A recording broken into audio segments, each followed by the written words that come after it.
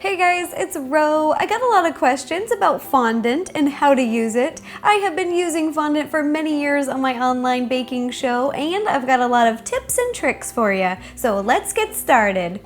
Fondant. What is it? Fondant is a type of icing that has a dough-like consistency, usually seen on elaborately decorated wedding cakes or just themed cakes in general. It's very versatile. You can roll it out to cover a cake or use it to mold it into shapes to decorate, like these cute little rainbow cupcakes that I made. Fondant. Do you make it or buy it? The answer is both. You can make fondant at home from scratch, or you can buy it at the store. The advantages to buying pre-made fondant is it saves a lot of time, and you can even buy them pre-colored, which also saves a lot of time and hassle and mess, because sometimes it dyes my fingers a little bit. These are some of those store-bought fondants from my personal collection, and they're in all sorts of colors. We've got red, yellow, green, blue, purple, white, black, and I've got these little multicolor packs.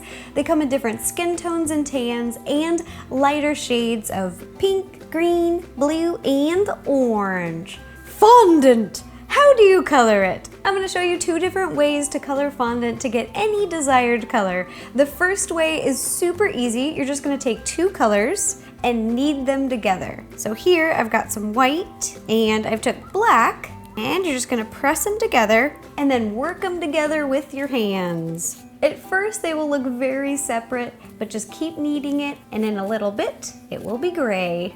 Look at that! Ta-da! Now I'm going to show you the second way to color fondant. This way is still easy, but it's a little bit more involved. Right here I've got a piece of white fondant, and then I've laid it on top of a cutting board with a piece of wax paper so that the food coloring will not get all over the counter. The first thing that you're going to want to do when you use food coloring to color your fondant is you're going to want to grease your hands with a little bit of vegetable shortening. So over here I've got a little shortening, and I'm just going to coat my hands like lotion. And you're gonna rub it all the way around your hand, in between your fingers, so that the food coloring won't dye our hands. You're gonna take a little bit of food coloring, and this is a really great way to get custom fondant colors or very unique and specific colors. So here I got a little bit of teal, and then again, we're gonna work the coloring into the fondant by kneading it. And a good reminder is you can use any type of food coloring. You can use a water-based food coloring or a gel-based food coloring.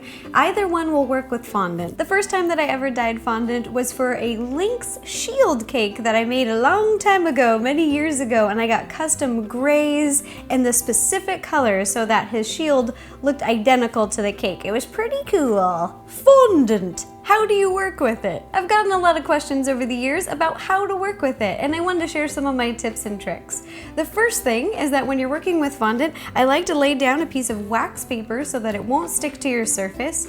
And this is really interesting, you're gonna sprinkle a little bit of powdered sugar onto your work surface. Not to be mistaken with flour. Some of you have written me and you said I sprinkled flour on the work surface and then I rolled out fondant and it got all weird. And so this is really interesting, but you're gonna want to use powdered sugar, not flour. If you want to roll it out flat to put it over a cake, or you're making some thin designs, you can just take a rolling pin, again, put some powdered sugar over the rolling pin so it won't stick, and then roll it out flat. If you get powdered sugar on the top of your fondant and you want to place it on top of a cake, don't worry. The powdered sugar, you can just brush it off like this. The consistency of fondant is very interesting because the more you work with it, the softer it becomes. So if you're working with your fondant and you're finding it's very sticky, like it's sticking to your rolling pin, or when you're molding it, it's sticking to your fingers, you can add a little bit of powdered sugar to your fondant and work it in. This will stiffen the fondant. On the other end of the spectrum, if your fondant isn't too sticky but it's too firm, like it's been sitting out for a while, or you've got a fresh new box and it hasn't been molded before, you can just start working it with your hands. This will take some muscle because sometimes it can get very stiff, but the more you work it with your hands, it will become softer, and the heat from your hands will warm it up. Sometimes when working with fondant, you need it to stick to itself. I like to use a little paintbrush and a dab of water. The water acts as an adhesive. I have done this to decorate many cakes. For example, the Dipper's Hat Cake. I have also used this technique to make rainbows for these cute little funfetti rainbow cupcakes. Lastly, fondant. Can you store it?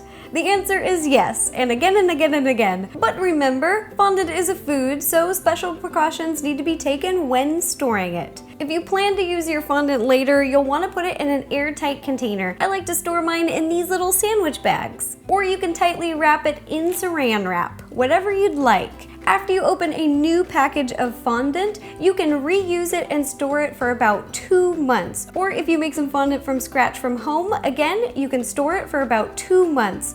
When you're putting it in your little plastic baggie, I like to close it almost all the way and then press out all the air, like this. Sometimes if I'm going to be using the same color a lot, I will double bag it just to make sure that my fondant won't dry out. The last thing about storage is your leftover fondant should never be refrigerated or frozen. You're going to want to keep it at room temperature. I like to keep mine up in the cupboard over here. All right. Those are all my tips and tricks about fondant and how to work with it. I hope you found the video helpful, and I'll be making some more soon. Bye-bye.